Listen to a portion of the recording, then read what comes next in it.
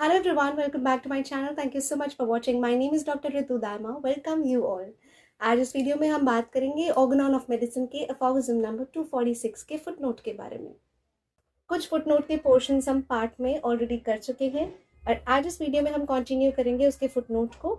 Last time हम बात कर रहे थे कि सल्फर का एज अ मदर टिंचर या सल्फर इन एनी पोटेंसी हमें कैसे इस्तेमाल करना चाहिए और किन केसेस में हम उसे यूज़ कर सकते हैं। तो हमने वीकली कॉन्स्टिट्यूशंस के बारे में बात की कि अगर बहुत डेलिकेट और सेंसिटिव पेशेंट्स हैं उनमें आप सल्फर यूज़ करेंगे या नहीं करेंगे। और हमने ये भी बात की कि सल्फर का मदर टिंचर आप फ्रीक्वेंटली जो है पेशेंट को दे सकते हैं अगर वो एक रोबस्ट कॉन्स्टिट्यूशन है। दैट मीन्स एक थोड़ा ज़िद्दी कॉन्स्टिट्यूशन है और उनको थोड़ा समय लगता है उन पर मेडिसिन अडेप्ट होने के लिए। तो इस तरह की कुछ इंपॉर्टेंट बातें लास्ट कुछ अफॉरिज्म्स में हम ऑलरेडी कर चुके हैं। अगर आपने वो नहीं देखा है तो डिस्क्रिप्शन में उसका लिंक होगा, please do check it out, क्योंकि आगे का फिर आपको अफॉरिज्म समझने में बहुत ज़्यादा डिफिकल्टी होगी क्योंकि बेसिकली हम फुटनोट को ही कंटिन्यू कर रहे हैं। तो कुछ कंडीशंस डॉक्टर हैनेमन हमें ऑलरेडी बता चुके हैं और स्पोराडिक केसेस के बारे में भी उन्होंने लास्ट फुटनोट में हमें बताया। अब उसी फुटनोट को हम कंटिन्यू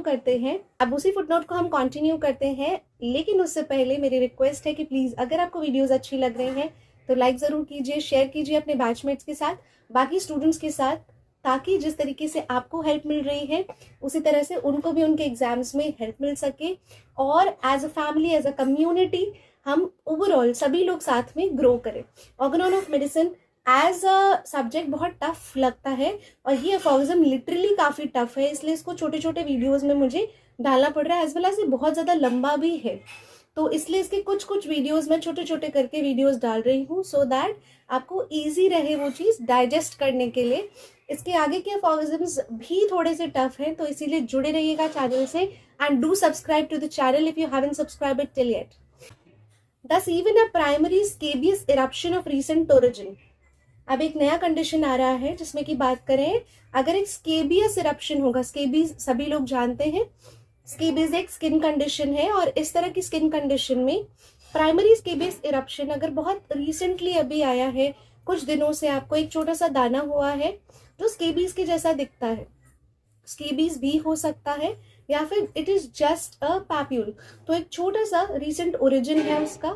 दो it may have spread all over the body, चाहे वो सारे शरीर पर फैल गया हो, may be perfectly cured in person who are not too weakly, may be perfectly cured. इस तरह की कंडीशंस को भी आप परफेक्टली क्योर कर सकते हैं in persons who are not too weakly, मतलब ऐसे लोगों में जो बहुत ज्यादा वीक नहीं है। और कैसे आप ठीक करेंगे? By a dose of tincture sulphur, sulphur के मदर टिंचर का एक डोज देकर गिवन एवरी 7 days, हर एक 7 दिन में, मतलब कि हर हफ्ते आप मदर टिंचर सल्फर का यूज कर सकते हैं in the course of from 10 to 12 weeks, 10 से 12 हफ्तों के बीच में, मतलब 10 से 12 हफ्तों तक आप हर हफ्ते सल्फर का मदर टिंचर दे सकते हैं इस तरह की कंडीशन में, so that it will seldom be necessary to aid the cure with a few doses of carbo veg x in any potency. That means so that it will seldom be necessary, ताकि अगर आप इस तरह से treat करेंगे तो बहुत ही rare chances हैं कि आपको एक साथ में कोई एसोसिएटेड मेडिसिन जैसे कि कार्बोवेज एक कॉम्प्लीमेंट्री हेल्प के लिए साथ में देना पड़े, उसकी आवश्यकता नहीं पड़ेगी। तो डॉक्टर हैनेमन क्या कह रहे हैं कि अगर इस तरह से हम प्राइमरी स्केबियस इरप्शंस में अगर सल्फर का मदर टिंचर यूज करें तो हमें ऐसे यूज करना है, और हम उसे यूज करते हैं तो हमें फिर बहुत ही रेयरली ऐसा होगा कि कार्बोवेज को हमें साथ में एक एड के लिए, एक हेल्प के लिए लगाना होगा। Also given at the rate of 1 dose per week. तो जब भी सल्फर मदर टिंचर देते हैं कई बार ऐसा होता है कि आपको वैसे ज़रूरत नहीं पड़ती, बट अगर ज़रूरत पड़ रही है तो carbo veg as a aid, as a help आप यूज़ कर सकते हैं, अगेन हर हफ्ते एक डोज देकर, without the slightest external treatment beside frequent changes of linen and good regimen. Without the slightest external treatment मतलब आपको एक्सटर्नली कोई ट्रीटमेंट देने की ज़रूरत नहीं है, बस क्या करना है, beside frequent changes of linen and good regimen. Again वही सारी चीज़ें हैं। स्किन का प्रॉब्लम है तो क्लोथिंग बहुत ज़्यादा मैटर करती है, किस तरह की क्लोथिंग आप पहन रहे हैं। और good regimen, that means a good lifestyle. So एक एसोसिएटेड गुड लाइफस्टाइल है, गुड क्लोथिंग है, सिर्फ इन्हीं में कुछ चेंजेस करने होते हैं। अदरवाइज आपको लोकली एप्लीकेशन के लिए या एक्सटर्नल ट्रीटमेंट की कोई भी आवश्यकता नहीं है। Now it's very important to understand कि हमने यहाँ स्पोरेडिक कंडीशंस के बारे में भी पढ़ा, स्केबियस इरप्शंस के बारे में भी पढ़ा, हमने और भी बहुत सारी तरह के डिजीजेस के बारे में जाना, जहाँ पर हम सल्फर मदर टिंचर यूज़ कर सकते हैं with the aid of certain medicine और without the aid of any medicine. आगे बात करते हैं when for other serious chronic diseases also we may consider it requisite as far as we can calculate to give 8, 9 and 10 doses of tincture sulfur. When for other serious diseases, बाकी कोई serious chronic diseases हैं अगर, तो हम इसी pattern को follow कर सकते हैं। कैलकुलेशन यही रहेगा सेम कि आप 8, 9 या 10 डोजेस सल्फर के टिंचर की या फिर कोई भी पोटेंसी की दे सकते हैं। It is yet more expedient in such cases instead of giving them in uninterrupted succession to interpose after every second or third dose. Very important line. So it's a very important line to understand कि हम sulphur के tincture को या sulphur in any potency जब हम prescribe कर रहे हैं तो हमें वो किस तरह से देनी है। अब सीरियस क्रॉनिक डिजीज की बात की जा रही है तो आप इनमें भी सल्फर के मदर टिंचर को या किसी भी पोटेंसी को इजीली प्रेस्क्राइब कर सकते हैं। Yet it is yet more expedient in such cases, that means it is very helpful, इस तरह के केसेस में बहुत हेल्पफुल रहती है। Instead of giving them in uninterrupted succession, बजाय आप इसको कैसे दे रहे हैं, बिना रोके आप लगातार दे रहे हैं। अनइंटरप्टेड मतलब बिना किसी इंटरप्शन के, बिना किसी गैप के आप उसको देते जा रहे हैं। इसकी बजाय आपको क्या करना है, तो अनइंटरप्टेड सक्सेशन में देने से क्या होता है, to interpose after every second और थर्ड डोज, मतलब आप इंटरपोज कर रहे हो, आप एक डोज दे रहे हो या फिर हर सेकेंड या थर्ड डोज पर आप दे रहे हो, अ डोज ऑफ अनदर मेडिसिन फिर आप देते जा रहे हो। तो ये वाला जो तरीका है which in this case is next in point of homoeopathic suitableness to sulphur. तो इस तरह के केसेस में बिल्कुल कोई पॉइंट नहीं बनता है सल्फर को ऐसे प्रिस्क्राइब करने का, बजाय आप इसको ऐसे दे रहे हैं कि आप बिना किसी इंटरप्शन के सक्सेसिवली एक एक डोज को फॉलो करते जा रहे हैं। इसकी बजाय आपको इसे देना चाहिए,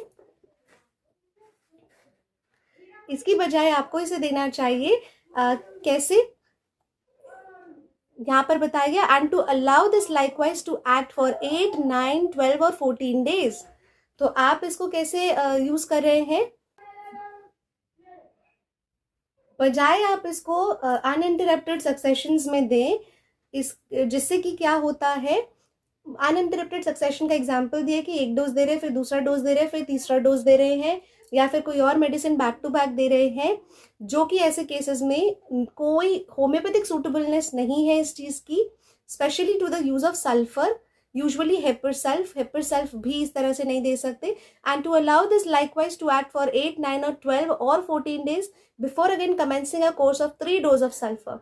और फिर आप क्या करते हैं, फिर 8, 9, 12 या 14 दिन तक उसको एक्ट करने देते हैं, और फिर वापस ही 3 back to back doses of sulphur अगर आप दे रहे हैं, इस तरह से देने की बजाय आपको क्या है, बिल्कुल वैसे ही देना है जैसे कि हमने पहले सीखा है। तो आप लगातार 3 डोजेस जो दे रहे हैं, उसके बाद 8, 9, 12, 14 दिन के लिए आप उसका गैप देते हैं और फिर लगातार 3 डोजेस ऑफ सल्फर देते हैं। तो ये वाला तरीका जो है वो होम्योपैथिक सूटेबलनेस नहीं है, चाहे आप सल्फर दीजिए चाहे आप हेपर सेल्फ दीजिए।